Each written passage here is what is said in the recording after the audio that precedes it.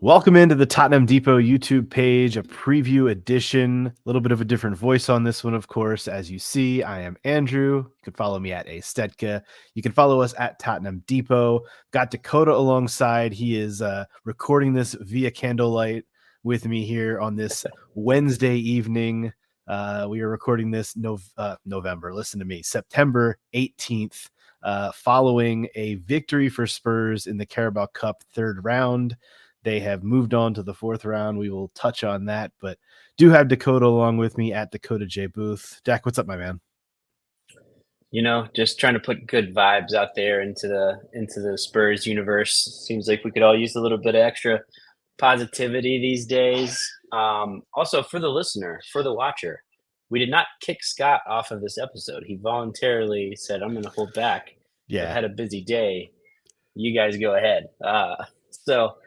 But it's fun to get to do this preview thing with you. It's Scott went yeah, to the bullpen for this one. He he called did. in. He did. He called in the normal host of the podcast and said, "You handle this one." Scott, He's got to limber up a little bit better next time, I guess. Scott is actually, I think, a little bit more where I am right now when it comes to Spurs. Frustrated, Mm. bothered, agitated. But I don't want to do any of that on this. We are going to preview the Brentford match for the weekend because that is kind of the goal of these YouTube exclusives. And we Yeah. appreciate those of you who are here.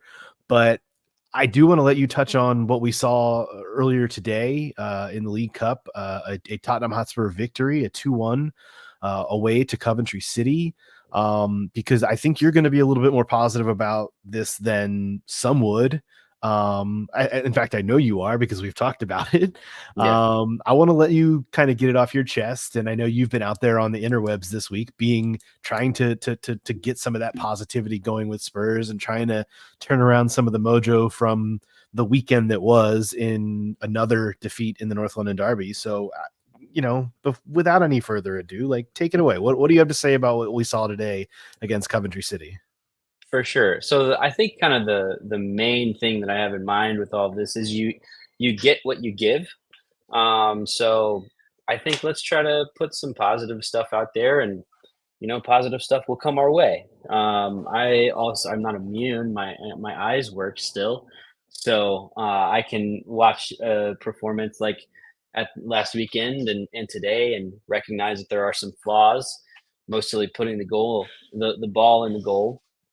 Some stagnation in play, some players playing in positions that maybe they don't work well in those positions or with a certain other person on the field. So I see all of those things, and I'm not ignoring them. I don't want people to hear my positivity and then hear something that I'm not saying. I'm not saying that everything is hunky dory. There are issues, they need to be addressed. I think I just maybe have a little bit more faith in Ange Postecoglou that those things will be fixed. They will come good because, as he said at the weekend, they always do. They always have. So until that happens, I see no reason to, throw the baby out with the bathwater at this point and, restart yet another project. And luckily, we don't really have to worry about that conversation because we did come away today with a victory. First victory in the Carabao Cup since, I believe, what was the semifinal to put us into the final in Insane. 2021. Which, by the way, wasn't that against Brentford? If memory serves, That sounds right. I Yeah. think it was against Brentford, who we're going to talk about here shortly. Yeah. Um, So we've done something that we haven't done in, what is that, 3 years? So that's not for nothing.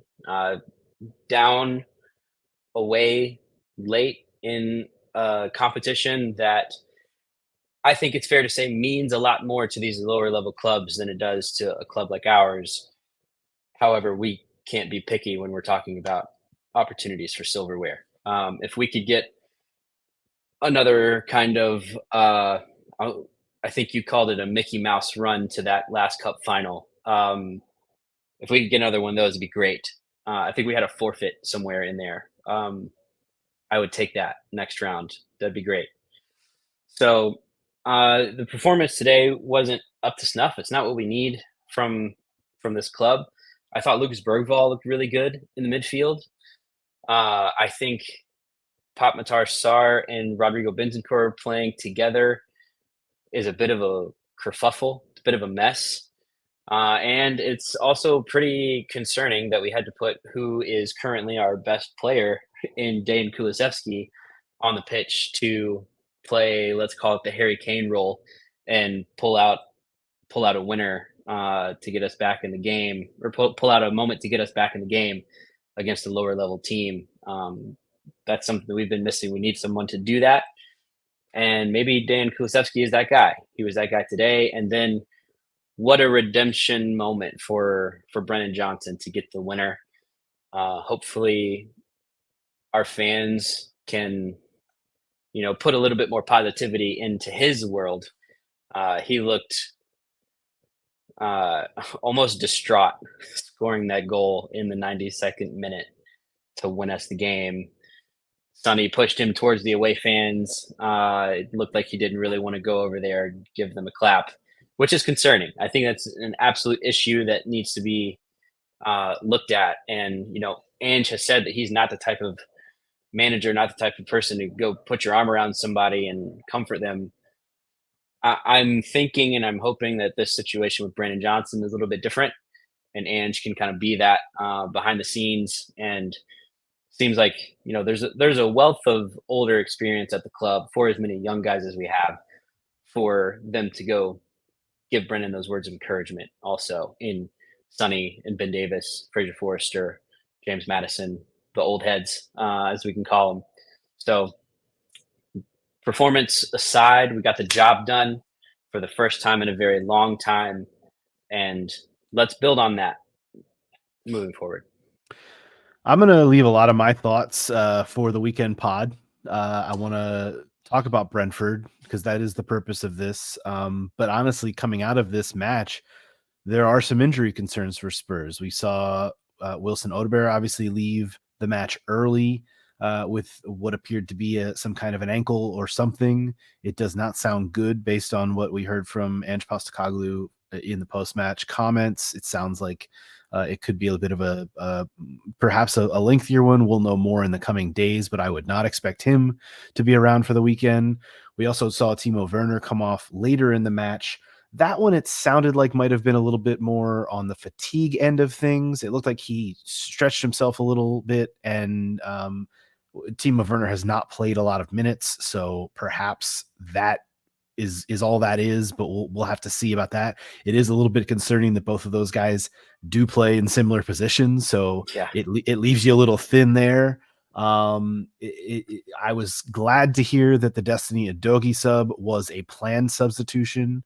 It was always the plan to play him for 45 minutes and play Jed Spence for 45 minutes. So What a 45 from Jed, by the way. What an incredible. absolute shift he put in. Yeah, I still see a little bit of the defensive liabilities there, but I think those are what we know You get are him with there. Destiny too. You So do. You do.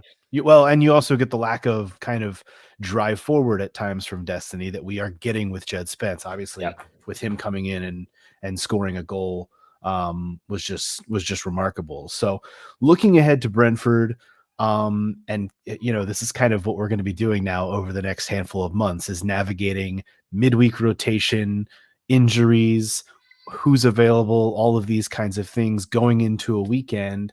From a Spurs standpoint, first, before we talk about Brentford, I guess you would expect the likes of Sonny, Madison, Kulusevski, please, for the love of God, Guglielmo Vicario, back, all these types of players coming back into the lineup. I don't, like I said, I don't want to talk about it right now. I'll save it for the pod. Yeah. But 8 changes come for this match. You would expect probably at least 6 or 7 or 8 changes back to kind of what we saw more at the weekend going into this one, right? Absolutely. I think the reason that Dominic Solanke played today is because he's still trying to get his feet, he's still trying to get the rhythm with this squad, and I think that's why he was the substitute when he maybe shouldn't have been later in that game. So I think he's going to play at the weekend. All the guys who were left at home to rest going to play at the weekend. That's Cudi Romero, Mickey Van de Ven, Yves Bissouma. seems like if he's healthy, which the way that he was celebrating on his Instagram story from that Brendan Johnson goal, it seems like he's in good spirits and hopefully isn't carrying around a knock. Um, that he will play. Pedro Porro got a full 90 minutes of rest today, so should expect him to be back at the weekend. And then, yeah, that front line, I think at this point picks itself mostly because there's not very many other options. Sonny Solanke, Brennan Johnson, Dan Kulisevsky's got to be on the pitch. I think he's going to slot right back in next to James Madison in that midfield. And that sounds like a full strength 11 to my ears. Yeah, and obviously still no Richarlison expected. It's still expected that he's going to be missing. So that, like you said, that depth in that front line is going to be tested. And obviously, with a team like Brentford, you would expect you're going to need to score some goals because they have goals in them. But Brentford are a little banged up right now as well. They played last weekend against Manchester City, a 2-1 defeat, but got a goal from Yohan Wissa early in the match, were the first goal to score, but then he had to come off after a really harsh tackle from behind from Mateo Kovacic, and he's going to be out. So they're missing plenty of guys up front, let alone they're missing, obviously, Ivan Toney has moved on, moving on to Saudi Arabia. They're very, very thin up front. So I'll be really curious to see what Thomas Frank is able to put together for a Brentford squad that is going to be thin, but we know are extremely competitive. For those who don't know, Brentford so far in the Premier League season, 2 wins from and 2 defeats. The 2 defeats, though, against Liverpool and Manchester City. The 2 victories have come against, I believe it was Crystal Palace and Southampton. So kind of beating the teams you would expect them to beat. They also played a midweek match this week. They played on Tuesday, falling behind early against Leyton Orient at home, but coming back to win that match 3-1 in the third round of the League Cup, just like Spurs were in. They also had a previous League Cup match, a 1-0 victory over Colchester. So they've played a few more games here already, and their depth has been tested. But when it comes to Brentford, what are your thoughts? I mean, they're always kind of one of those challenging teams. They're always going to present.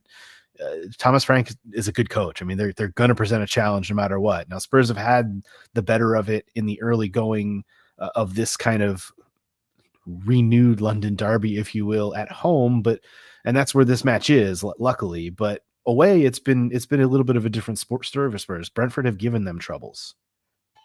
Yeah, first match of last season, kind of perfect example of that. Our introduction to Ange Ball walked away with a 2-2 draw, and we're probably in some ways a little lucky and others unlucky for that to have been the result. But for me, Brian Mbeumo is the danger man. Even when Ivan Toney was in the squad, he's the guy that you've got to look out for. I'm not sure how he's not been scooped up from a bigger club or a club outside of England even, because he is such a quality player. So, like you said, Thomas Frank's a good coach. He's going to set them up to succeed, even with their injury worries. Again, we cannot overlook teams in the Premier League because we will be punished for it, like we saw against Leicester, like we saw a handful of times or a couple of times already this season. So not only it doesn't matter if we put our A team out there if they don't play like this is I'll use the ticketing lingo, a category A game. It might not be. I think it's category B. Tickets are a little cheaper to attend this one, but our players can't act like it's category B game because every game in the Premier League matters, and you've got to pick up 3 points every single time. Yeah, there's no question about it. I'll be really interested to see, because of the week that's been, and as we kind of wind down this discussion, like, there's a lot of positivity needed around Spurs right now, and I'm going to be interested to see after what happened on Sunday, and then the team goes away and obviously doesn't put in a good performance, but still gets the job done against a lower division side and advances in the cup.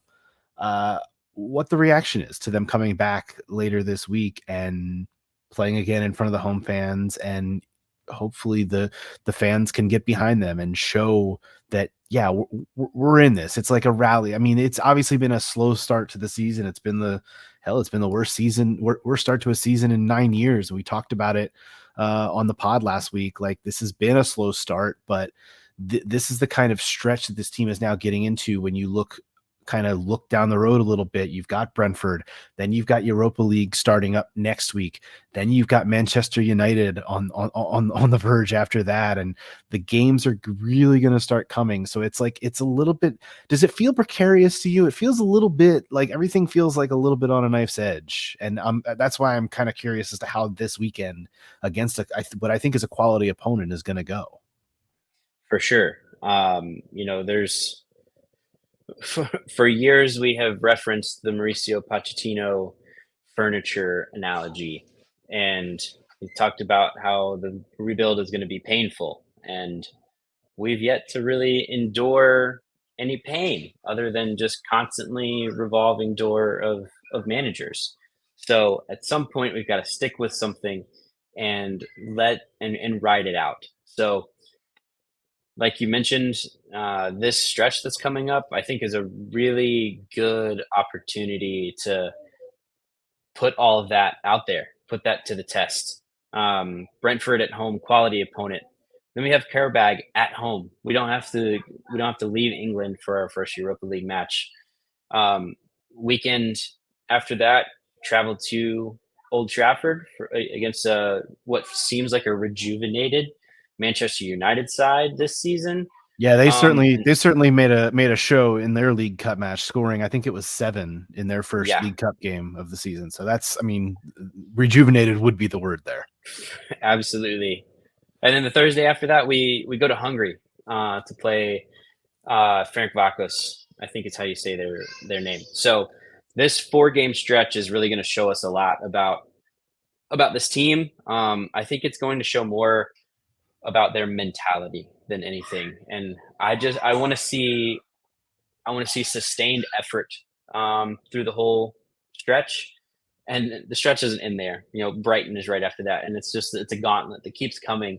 And I think I don't know that we have the squad size that Ange would like for all of these competitions um, at the same that are happening at the same time.